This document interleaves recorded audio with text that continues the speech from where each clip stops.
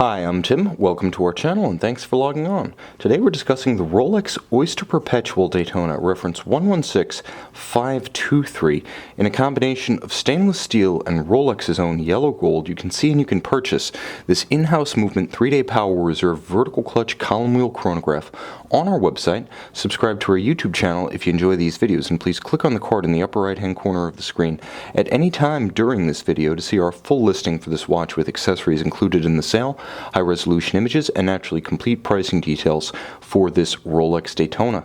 Now, since 2000, the Rolex Daytona has used Rolex's own caliber 4130 movement, which represents an upgrade in several facets over the old El Primero caliber, and we'll pull those apart after we emphasize that between those two generations of calibers, the look of the watch changed very little. Rolex essentially aced the test in 1988 when it launched the modern 40mm automatic winding chronometer grade Daytona, and through generations of perhaps different dial options, dial styles, case metal combinations, and movements, the look of the watch has defied planned obsolescence. Rolex is not about that, which is why essentially on the wrist the Daytona looks timeless. 40mm across the round of the case from 3 o'clock to 9. That doesn't include chronograph pushers, crown, or crown guards. Now, it's 40mm, and it's one of the few modern Rolex watches that wears its case size. Many of the others have swollen lugs and case shoulders that effectively make them wear larger. This one wears true to size at 40mm. Now, you can see 12mm thick, perhaps 12.5. The watch has a conical bezel and a nicely sloped sapphire edge. It's beautifully rounded so that you can easily wear the watch underneath a tight sleeve or dress cuff. And you can see from lug to lug the 46mm measurement is quite reasonable. It's expanded a little bit by the rigid or solid end links of the bracelet, and you can see measuring across the wrist from extremity to extremity, that extends the watch to 51mm, still quite reasonable by modern standards. It has a nice heft to it, and that's because modern Rolex bracelets and clasps are very solid, quite literally. Traditionally, Rolex bracelets had hollow end links and hollow center links. Here you can see all of them are solid metal, and to good advantage. It means that the watch is heftier on the wrist, more secure during periods of vigorous activity, and more substantial in that you're getting more for your money, and the heavy watch head, which does feature additional mass thanks to the steel case back, is nicely counterbalanced by the bracelet, and Rolex is smart about how it builds its bracelets. Broad channels between links on the bottom ensure that it won't pinch skin, nor will it pull hair. The clasp is very solid, fully milled out.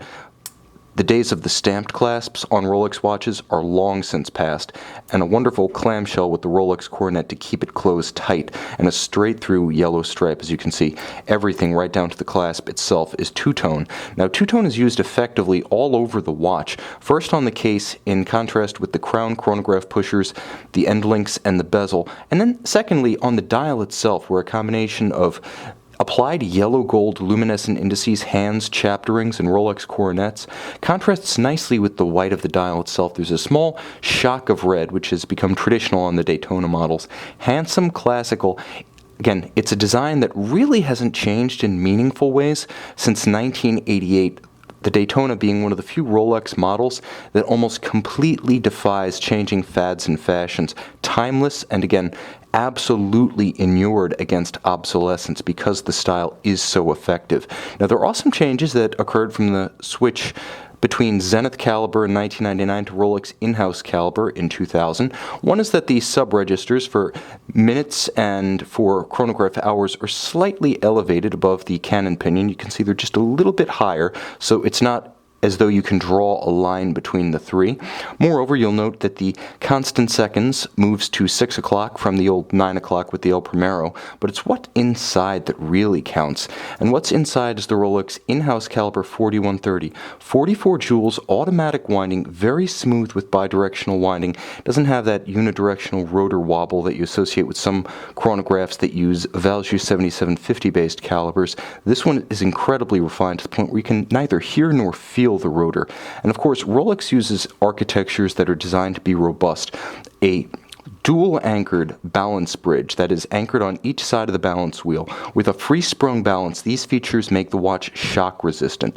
It features a parachrom hairspring, which endows the watch with a measure of anti-magnetism, and because it's an overcoil Breguet style, the watch also features resistance to positionally induced timing deviation, the brigade coil helping to center the center of gravity and allow concentric beating, so the watch remains exceptionally precise through all of the gyrations of the wrist and is largely immune to how you place it on your bedside at night. Now, 100-meter water resistance, even though the Daytona is often associated with motorsports, it can absolutely take to Daytona Beach after the 24-hour race, where a Rolex Daytona is the winner's gift each year. Now, moreover, it features a modern 4 Hz beat rate, and it features hacking seconds, so if you pull the crown out and pull it to extremity, it'll stop the constant seconds dial, and you'll be able to set the watch precisely to a reference time. Finally, it has an exceptionally refined tandem of a column wheel, a crisp function selector, known for tactile and audible quality, and also for being more difficult to tune, a higher measure of watchmaker's savoir-faire, and also a vertical clutch, which allows you to keep the chronograph running should you prefer, simply because it does not induce any additional wear and tear on the movement, as with the previous Zenith-based caliber. Moreover, the vertical clutch ensures exceptionally smooth stopping and starting without jump or stagger. You can see this handsome two-tone Rolex 116523 in yellow gold and stainless steel on our website.